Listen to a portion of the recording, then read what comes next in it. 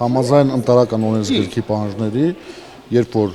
քաղաքացին, զինվորը կապ չունի, զինվորը նույնպես քաղաքացի է, գտնվում է ընտրատեղամասի տարածքում, թույլատրվում է նա շարունակի իր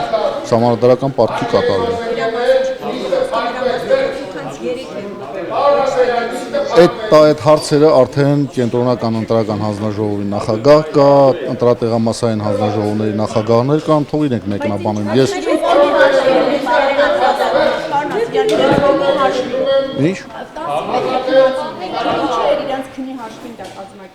Ինչի հաշվին, ես չհասկացա էլի հարցը։ Քունը իրենց 10-ի զինվորները։ Այո։ Բա ինչու են իրենք մեկին դա, այսինքն ոչ չէ ավելի շուտ իրենց բերել, որ մեկին այդպեսին չլինի։ Նայեք, մենք մեր զինծառայողները ընտրատեղամասի տարածքում եղել են սահմանված ժամին։ Այսինքն ոչ մի զինծառայող ընտրատեղամասի ուշ չի ներկայացել։ Դրա համար էլ կարող եք հարցերը տալ ընտրական հանձնաժողովի նախագահին եւ մյուսներին։